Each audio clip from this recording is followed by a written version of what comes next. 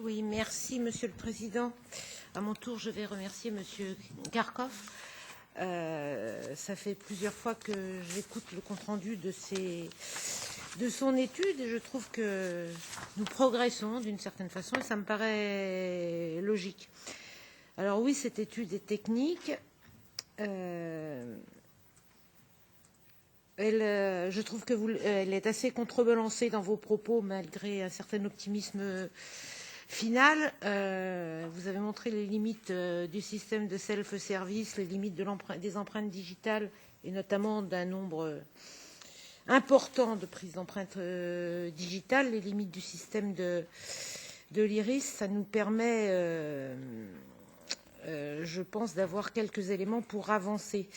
Je suis interrogative quand même sur certains éléments d'analyse, quand vous nous dites notamment qu'il faut 2 fois plus de temps pour prendre les empreintes de 8 doigts que pour prendre les empreintes de 4.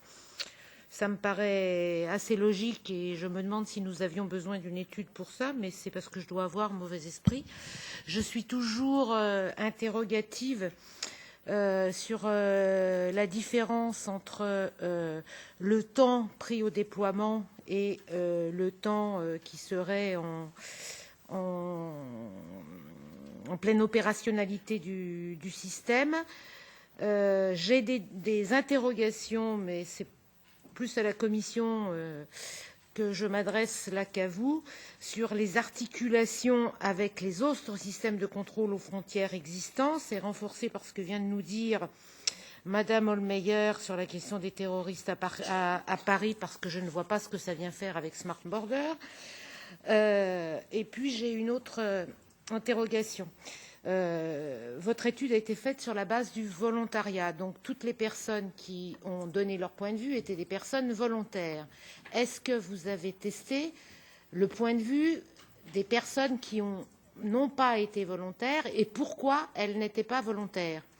Ça me paraît important de savoir, de s'interroger sur les refus de ces personnes. Par ailleurs, vous nous dites que